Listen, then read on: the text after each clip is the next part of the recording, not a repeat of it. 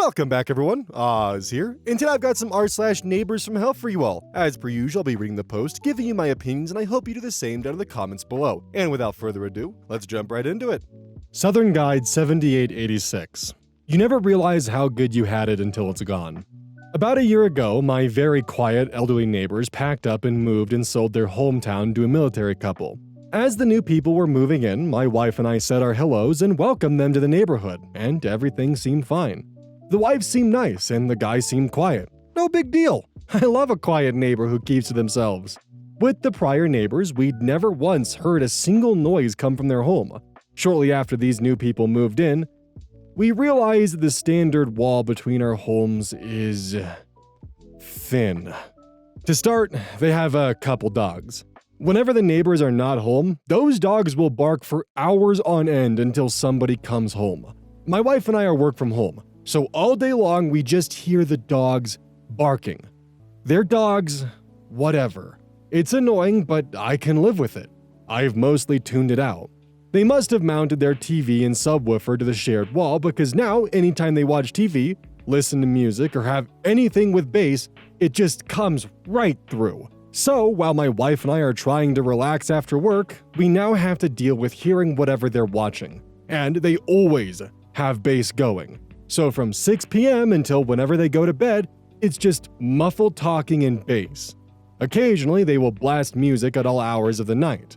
I'm talking cranked up to 11, with the bass thumping going well past midnight. You can't even escape the noise by going up to the second floor bedroom because it just reverberates throughout the entire house. One night, while they were listening to music loudly after midnight, I went over and knocked on their door. Nobody answered. Probably because they couldn't hear it over how loudly they were listening to music. And so I left them a very polite note that basically said, "Hey, I'm not sure if you're aware, but the walls here are really thin. So we're hearing a lot of noise when you watch TV and music. If you could please keep it down, especially late at night, we'd appreciate it." The next day, we received a note back from the wife that apologized profusely and said that they would keep it down. Wonderful. You'd think the issue would be resolved. Nope, they have not kept it down, and it's only gotten worse.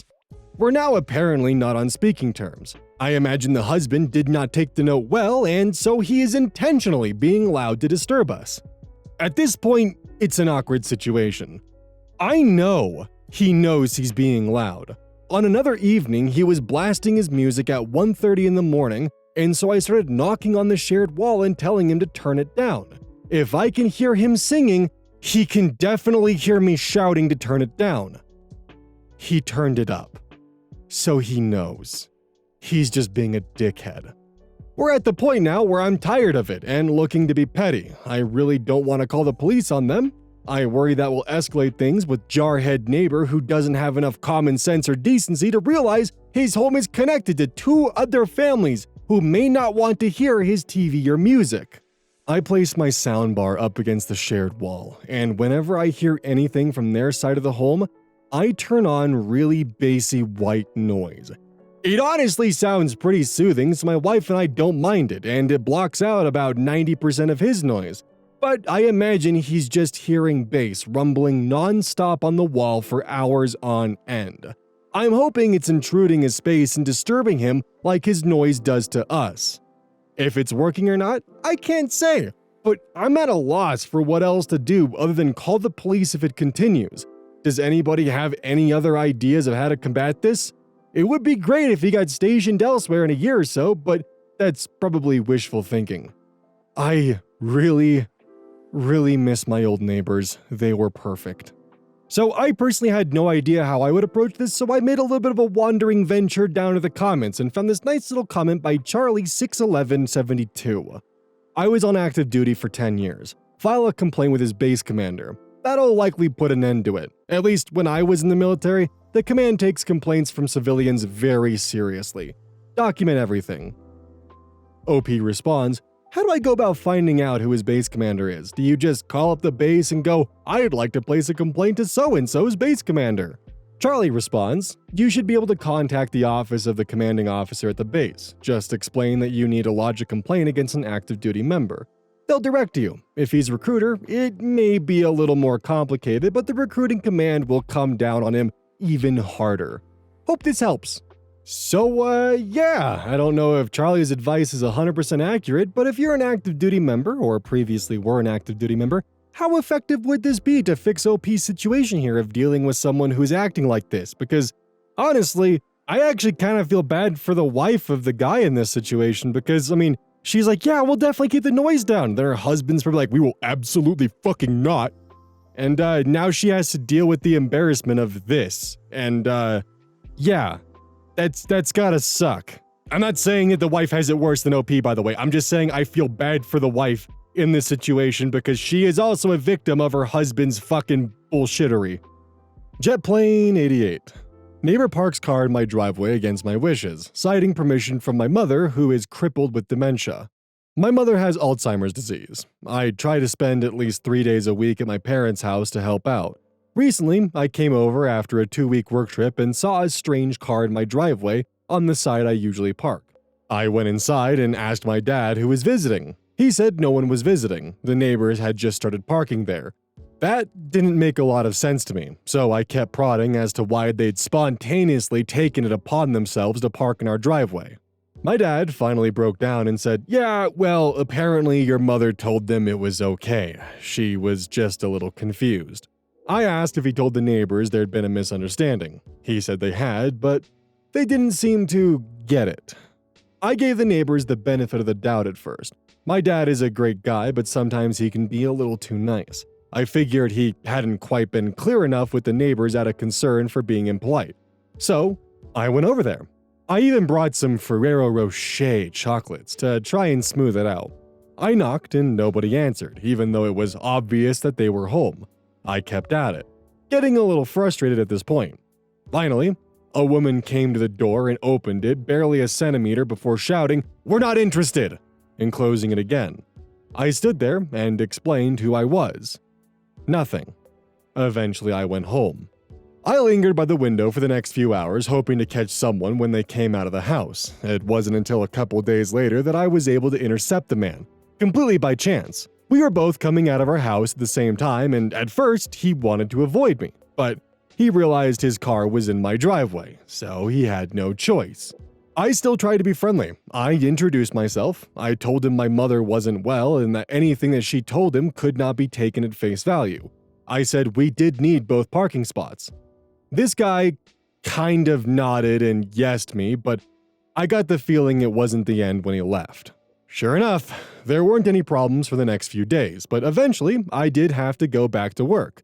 The first day I was gone, my dad called me and mentioned they were parked there again. I tracked down their phone number and called, but shocker, they didn't pick up. I came back a day earlier than I'd planned, and sure enough, there was the car. I went over to the house, all facade of friendliness gone. The woman of the couple came to the window, clearly saw it was me, and still didn't answer. So I ended up calling the police. I just told them my neighbor had erroneously parked in my driveway and were ignoring my requests to move.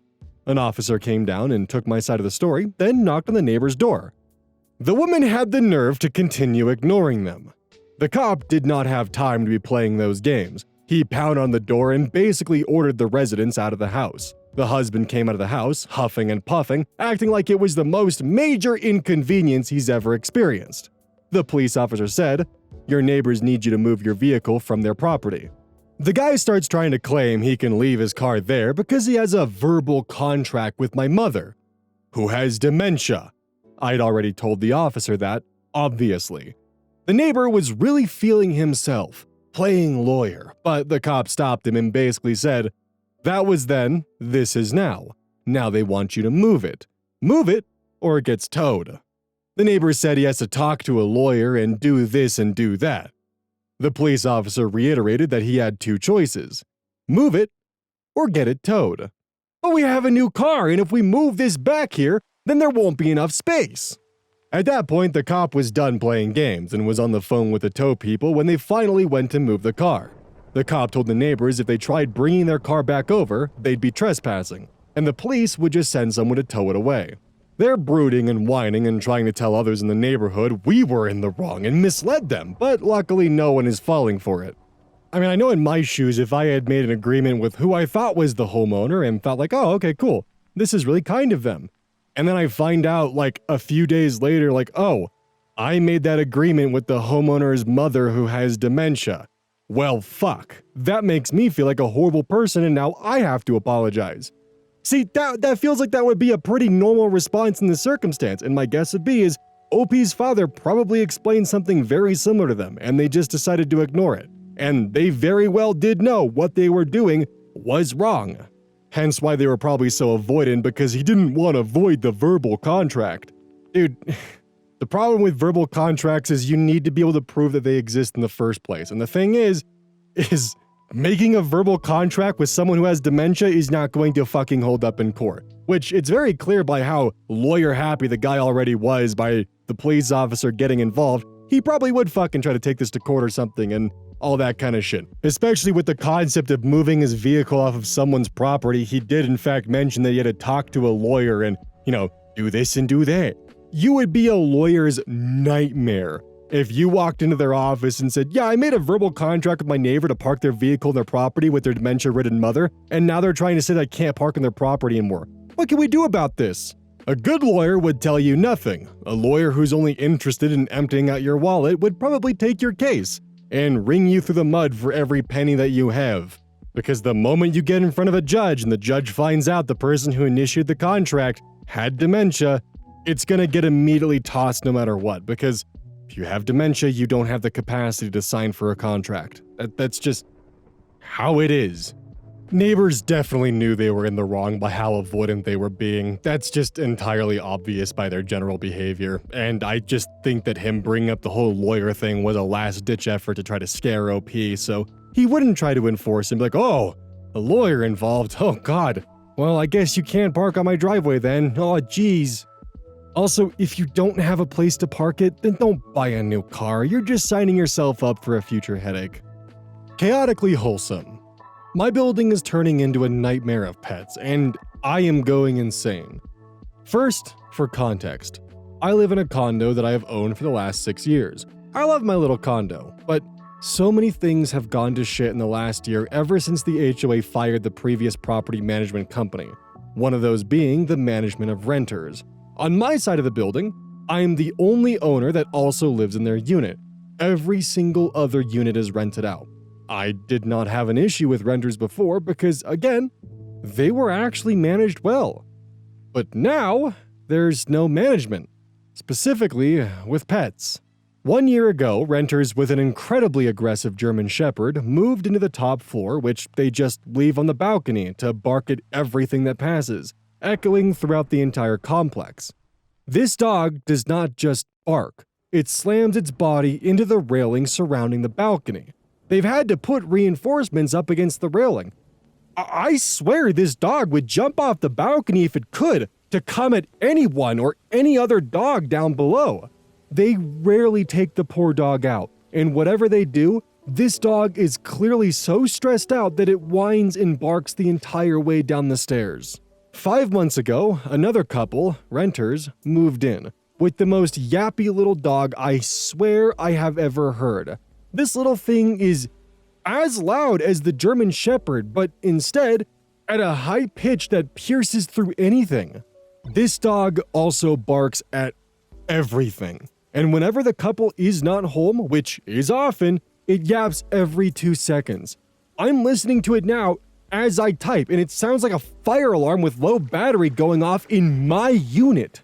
And last week, across the hall, 2 young women moved in with 4 cats and a dog, which is apparently aggressive. I know that it is aggressive because when my partner took our dog outside to go to the bathroom, one of the renters was standing on their patio, which is not enclosed, and said, "Hey, don't come over here. I have a dog out here and they're aggressive." We have also seen this said aggressive dog be allowed to run around off-leash multiple times. The renters also smoke cigarettes in their patio, which is not allowed in our complex, and it often blows into our place. Our HOA has strict rules about pets, smoking, noise, etc., and I used to love it. But because of the new property management, none of it is enforced. People just get warning emails with no follow-through. Ugh. I miss my little peaceful community that I once lived in. Edit, thanks for listening to me, guys. I'm going to take some of your advice and push more, because you're right. Even though the property management won't do anything, doesn't mean that the HOA can't also enforce the rules. I'll push more, and then see what else I can do if that doesn't work. Not sure if I could afford a lawyer right now to sue, but c'est la vie. This one just definitely sounds more like a vent post, and it sounds like their best bet is what they're already doing, which is to attempt to contact the HOA, because this is just not fun. And it sucks when you're a responsible pet owner and you have to try to live your life around an irresponsible pet owner, and they're just making everyone's life hell, and they don't give a shit because it doesn't affect them. They do whatever the hell they want, live however they feel like it, and don't really care about the consequences they inflict upon others because it's not a dime off their day. And in the process of them doing shit like this, it actually makes it more difficult for complexes and apartments and other kinds of rental agencies to allow for pets because, they can't just do some sort of assessment to find out who's a responsible or irresponsible pet owner, so fuck it, no pets whatsoever. So in the process of them doing this kind of shit, they hurt everyone else. But oftentimes they get away with it, which kind of just sucks, man.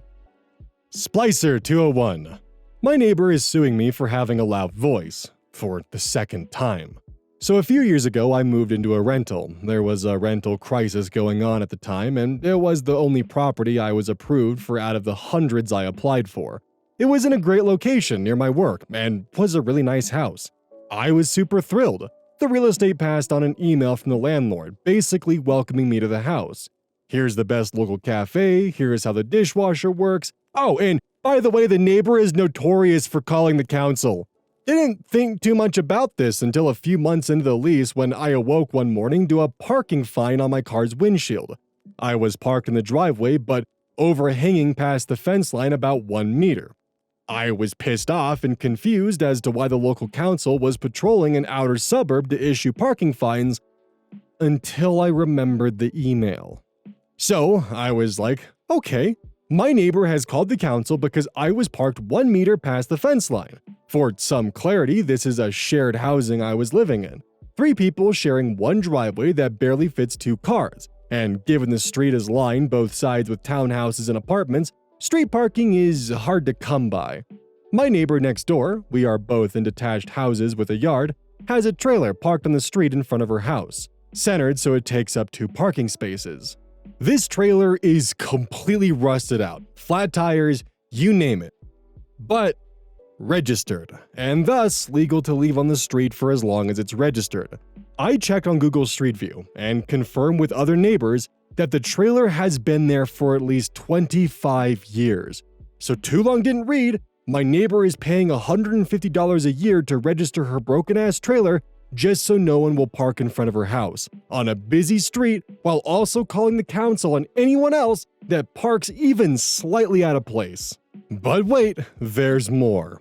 Another night, I had to hang some clotheslines on my back deck, so I set up a portable work light, one of those tripod ones you would use to paint a wall. It so happened that the light was pointed into her backyard. Well, you guessed it. A few days later, I get a letter in the mailbox from the local council, saying a neighbor has reported me for light pollution. I ring the council and they assure me that it's just a formal letter saying that someone has made a complaint, and that if what I said was true, that I should just ignore it. Then, the next day, the real estate rung me up. They explained to me that despite the landlord instructing them to ignore the neighbor's complaints, they just wanted to let me know that they were receiving so very many of them. Turns out, every single time I would have a visitor, even if it was just a relative dropping by for 5 minutes in the middle of the day, she was immediately on the phone to the real estate reporting me for having guests and complain. She would send them weekly updates on the length of the lawn. She would email them if I forgot to take my bins out. At this point, I went to confront her, asking her what her problem was. This quickly got heated and she started screaming at me, saying my voice is too loud and I'm being a nuisance. Then the legal shit began. About 1.5 years ago, I came home to a statement of a claim. My neighbor was suing me for costs, damages, and seeking a permanent injunction to prevent me, or anyone else in the house, from making any noise, smoke, or light whatsoever. I would later find out that in the 10 months she had filed over 160 noise complaints to the police. We are talking 2 p.m. on a Sunday for playing my car radio while washing it in my yard, to 6 p.m. on a Tuesday for playing an acoustic guitar on the front porch. The police had even stated in one of the reports that they had never detected noise and that they had deemed her to be a vexatious complainer. It should also be noted that in those 10 months, I had never once had any interactions with the police. 160 complaints, and not once had the police even done so much as issue me a warning. One night, in winter, my roommate put 2 logs in a designated fire pit in the front yard and sat around it with his friend. In the lawsuit, she described this as us lighting a bonfire on the front grass and demanded that I replace all the curtains in her entire house due to the damage the smoke caused them. She's claiming damage from inhaling cigarette smoke. We don't even smoke. She's legit taking me to court to try and ban me from having guests be able to smoke a cigarette in my own yards. So, after spending thousands of dollars to retain a lawyer, I feel that, we go to mediation, where she demands that I am to make no noise whatsoever after 7 p.m. 7 days a week. I say this is ridiculous. After 7 hours in mediation, I make it very clear that her demands are absolutely insane, and she has no leg to fall on in regards to her complaint regarding smoke and light. I also explain that it's a shared house, and that if she has issues with my roommate, she needs to take it up with them and not sue me for their behavior. She changes tactics and claims the main issue is my voice being too loud. Eventually, we settle. She agrees to drop the lawsuit. I agree to limit my speaking outside after 10 p.m. We swap numbers. Almost immediately, she starts harassing me through text. 7 p.m. and I'm inside cooking dinner in the kitchen talking to my roommate, and she's texting me telling me to be quiet. Again, we are in separate, detached houses. She basically ignores the mediation and starts harassing us for making reasonable and expected levels of noise at all hours of the day or night. Can't have people around. She called the cops on me for having a phone call with my mother on the back deck on Mother's Day. I block her number, understanding that there is no compromising with KEYZ. One Saturday night, we have a few guests around. I'm sitting in my lounge room watching TV and notice there are a few police standing on the footpath, shining torches into my yard. I go outside to see if everything is all right. The police explain they're here about a noise complaint, but they're literally standing on the footpath and cannot detect any unreasonable noise. They look extremely frustrated, and at this moment, the neighbor comes outside and starts screaming at the police, telling them to do their jobs and arrest me for being a nuisance. The cops roll their eyes and go over to confront her. I go back inside. A year goes by. Another lawsuit. This time in the district court. This time I'm fighting it. There will be no mediation. There will be no compromising. I've gone through the dates she's indicated on the lawsuit, and I swear to God, one of the nights is because I played a game of Uno in my bedroom with 2 others between 6 p.m. to 9 p.m. on a Saturday night. Oh, I feel this one in my goddamn soul. My recommendation, countersue for harassment. Get the logs from the police and do anything you can to build up a nice, healthy backlog so when you show up to the district court, you'll be able to dog walk her. Any self-respected judge should be able to see what the fuck is going on. The last thing someone suing you expects is for you to swing back, and when you do, swing fucking hard. Ask your lawyer for anything that might qualify as any kind of ammunition for a countersuit, and make sure you got yourself stacked. Hell, depending on the state you're in, if you really want to swing hard enough, contact the local news. I'm sure they would honestly love to run a 6 o'clock segment about this, but when you do contact them, make sure you have all your paperwork in order, including the 160 noise complaints and the fact that she's been labeled as a vexatious complainer. If she's going to abuse the legal system, don't be afraid to use every card in your deck to make sure you walk away from this safely. Leading sample 399. Funny. My neighbor from hell just backed into their own garage door while trying to stare me down. I had to remove my previous post due to attempted doxing, but homeowner of a townhouse-style condo. Backstory: my neighbor from hell lets their kids run, jump, and knock on the walls in the bedroom that shares a wall with our bedroom until the early hours of the morning. I tried to be amicable and leave notes, knock, etc., but they won't stop. The HOA tried to get them to stop, but to no avail. I asked them directly, the only time I've ever seen them out, and the woman screamed at me and called the cops 3 days later to make a false police report. It's been a journey.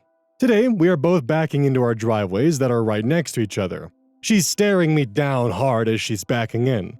She's staring so hard that she drives through her own garage door. I have never laughed so hard or for so long.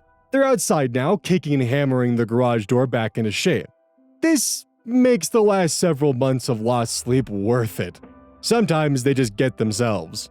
Update 1. Now the husband and wife are arguing. I can hear them well from our shared wall, but I don't speak their native language.